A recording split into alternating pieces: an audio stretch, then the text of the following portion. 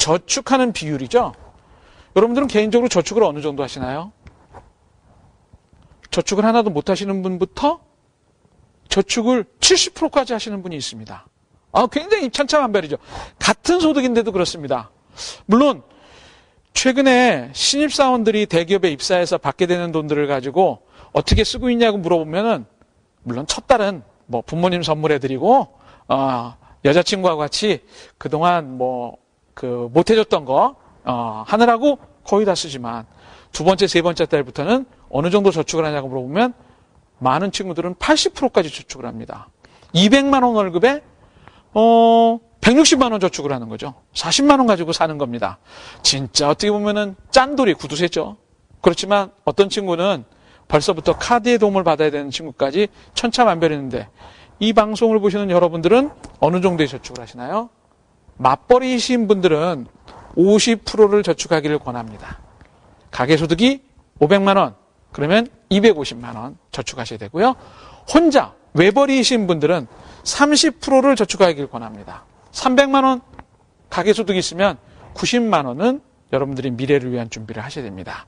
아까 제가 여기에서 소득이 어떻게 들어오고 그 다음에 그걸 어떻게 쓰는지에 대해서 여러분들이 분석을 수치로 다 적으라고 말씀을 드렸죠. 지난 시간에 갖고 계신 자료를 근거로 이 계산을 해보시면 여러분들이 좀 더 편하게 제가 하는 이야기를 이해하실 수 있을 겁니다.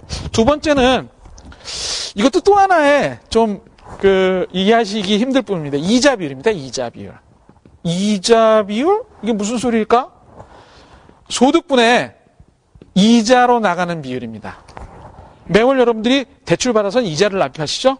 그런데 이 이자로 나가는 비율이 전체 들어오는 중에서 10%를 넘으면 제가 생각하기에는 응급실로 바로 가셔야 될 것 같아요. 응급실로.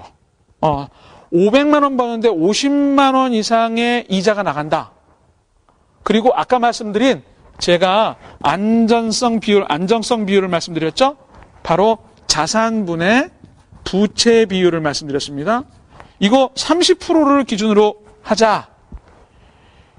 자산분의 부채 비율도 40%, 50%이고 이자가 나가는 비율도 20%다. 그러면 볼 거 없습니다. 바로 지금 꺼내셔가지고 119 부르시죠. 지금 금리가 낮기 때문에 다행이지만 조금 있다 금리가 올라가면서 소득도 혹시 줄어드는 몸이 아파서 못 벌거나 둘째가 생겨서 잠깐 휴직을 해야 되는 경우 안정성 비율도 높고 이자 비율도 높으신 분들은 제일 먼저 구조조정 대상입니다. 가장 여러분들이 구렁텅이로 빠지기 쉬운 부분이 이 두 가지 부분이기 때문에 기억하셔야 되는 부분입니다. 세 번째는 저축을 우리가 다 하죠. 여기서 저축을 다 합니다. 저축 투자를 단기, 중기, 장기로 나눠서 하는데 그중에서 장기 저축이나 투자의 비율입니다.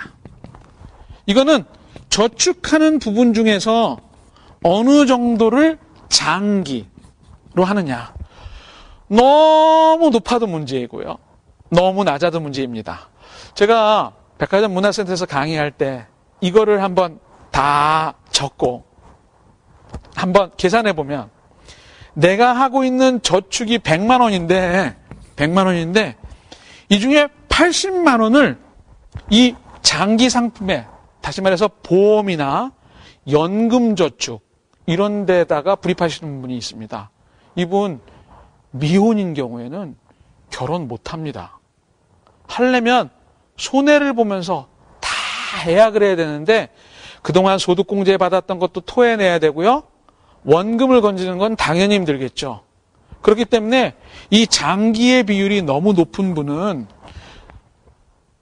눈앞에 닥친 문제들을 여러분들이 해결할 수 없는 구조라는 겁니다. 그래서 장기 비율이 높은 경우도 문제지만 장기의 비율이 100만 원 중에서 하나도 없는 분도 있습니다. 이런 분들도 실제로는 나중에 돈이 내가 60세 가면 많겠지 라고 했지만 현실은 그렇지 않습니다. 현실적으로 내가 그때 가서 남아있는 돈은 최근 3년 동안 적금 들어있던 그 돈밖에 없습니다. 그것이 미국 자본주의 250년 역사에서 증명이 됐기 때문에 사람은 분명히 내가 가지고 있는 돈 100만 원 중에서 단기, 이거는 미혼인 경우는 내가 결혼해야 될 돈이고요. 중기, 이거는 내가 집을 마련해야 될 돈이고요. 장기, 이건 우리 아이 교육시키는 거하고 내 은퇴를 위해서 준비해야 되는 이 세 가지 영역을 분명히 구분해서 맞는 상품을 가지기를 제가 부탁을 드립니다. 이걸 놓치시면 나중에 가서 열심히 살고 최선을 다했습니다. 그런데 내가 정작 이 일을 손에서 놓을 때는 남아있는 돈이 없다라는 거죠. 그래서 제가 말씀드린 현금 흐름표에서 여러분들이 기억하셔야 될 것들, 이 세 가지 저축 비율, 이자 비율, 장기 저축의 비율을 잘 기억하시곤 합니다. 이런 거 지키지 않아서 황당한 일 겪으시는 분들 너무 많습니다. 황당한 일. 나중에 후회해봤자 소용없습니다. 집을 구입할 때 30% 정도의 비율을 대출을 받으면 내가 원하는 집을 못 삽니다. 아니면 내가 원하는 지역에 못 갑니다. 그러면 계산을 합니다. 요 정도 이자 내면 내가 45% 대출 받아도 될 거야. 좀 더 큰 집, 좀 더 좋은 지역에 가고 싶죠. 그러나 세상은 그걸 계속 여러분들한테 허락하지 않죠. 상황이 변하면 이 40% 플러스 15% 된 이 부분이 그 집 전체를 여러분들로부터 뺏어갈 수 있다는 사실을 기억하신다면 이런 이자 비율, 그 다음에 저축 비율, 장기 저축 비율, 이런 비율들에 대한 개념을 좀 가지시고 돈 관리를 하신다면 여러분들이 겪게 되는 위험은 상당 부분 줄어든다는 것 꼭 공감하실 거예요. 주변에 이런 걸로 인해서 곤란함을 겪으시는 가족과 친지, 그리고 주변 분들이 상당히 많이 있기 때문에 그렇습니다. 이런 것들을 통해 가지고 여러분들이 스스로 통계를 내본다면 아마 여러분들은 적당한 점수의 영역에 이를 거라고 생각합니다.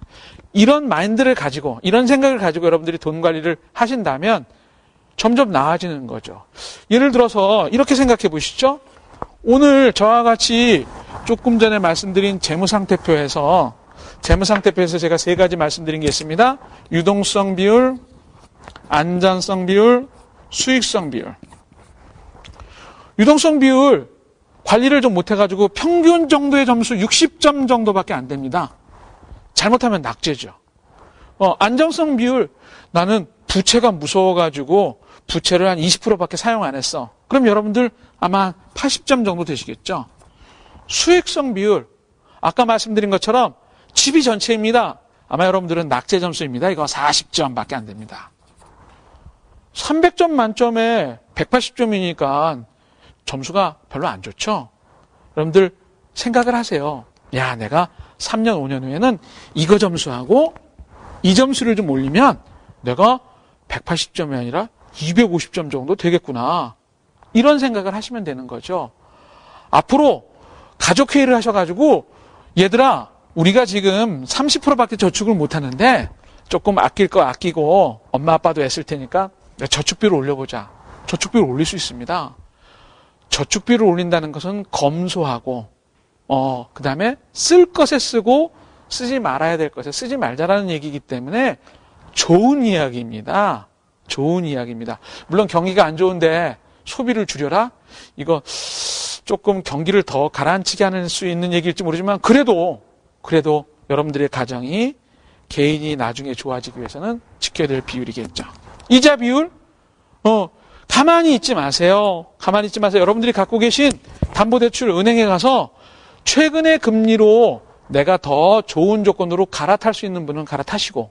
왜? 담보대출 금리 많이 낮아졌습니다. 신용대출 금리는 올라가지만 담보대출 금리는 내려가 있거든요.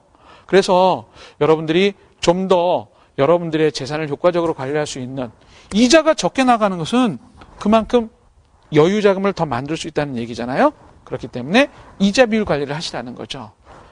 우리가 장기 저축이 많으면 가장 손해가 적은 거를 여러분들이 단기나 중기 상품으로 바꾸셔야 됩니다. 가만히 계신다 해서 나아지지 않아요. 많은 분들이 야, 돈에 대해서 공부를 많이 하고 재테크 책을 많이 읽으면 내가 부자가 되겠다. 그렇지 않습니다. 이런 문제는 행동이기 때문에 그렇습니다. 하나도 움직이지 않고 나한테 가만히 올 거라고 생각하지 마세요. 자녀분들한테 아침에 일찍 일어나서 더 많은 시간을 공부해야 내 성적이 올라간다라고 얘기하시면서 부모는 가만히 있으면서 우리 집은 나중에 나아질 거야. 나아지지 않습니다. 여러분들 아시잖아요. 부뚜막에 소금도 집어넣어야 한다고요. 아무리 좋은 소금이라도 행동으로 옮기지 않으면 여러분들의 경제적인 상황은 나아지지 않습니다. 여러분들 미래가 좀 더 밝고 건전하게 되길 원하십니까? 제가 왜 3시간을 통해서 4시간을 통해서 여러분들에게 이런 재무상태표, 연금흐름표를 말씀드리느냐? 해보고 느끼고 변화하자는 겁니다. 제가 이 프로그램을 시작하면서 제일 먼저 여러분들한테 말씀드린 것이 바로 변화입니다. 세상이 변합니다. 자본주의 사회에서 살고 있는 저와 여러분이 그냥 유교 시대의 그런 발상 속에서 머물러 있으면 결국 가족이 행복한 미래를 갖는다는 것은 현실적으로 불가능하죠. 그렇기 때문에 앞에서 말씀드린 재무상태 연금흐름표 통해서 자, 연금흐름표에서 제가 정리하고 마치도록 하겠습니다. 저축 비율 기억하시죠? 내가 버는 수입 중에서 어느 정도를 저축하는지, 맞벌이면 50%, 혼자 벌면 30%, 두 번째, 내가 얼마 정도의 이자를 내고 있는지 소득 중에서, 수입 중에서 10% 이상 넘지 말자. 세 번째, 장기 비율. 내가 저축하는 것 중에서 장기의 비율이 어느 정도인지 여러분들이 한번 검토해 보시면 여러분들의 내년은 지금하고는 다르게 좀 더 멋있는 재무상태 연금흐름표를 가질 수 있을 거라고 생각합니다. 자, 제가 지금까지 말씀드린 이제 뭐 분석은 여러분들이 해보시면 스스로 느끼실 거예요. 자, 자기 자산의 정리가 잘 됐습니다. 이제 다음 시간부터는 여러분들이 직접 구체적으로 나타나는 문제들, 여러분들에 해당되는 문제가 있으면 같이 고치고 또 구체적인 대안을 제가 말해보는 시간을 갖도록 하겠습니다. 자, 엉클조와 함께하는 행복한 재무 설계는 계속 갑니다. 다음 시간에 또 뵙겠습니다. 감사합니다.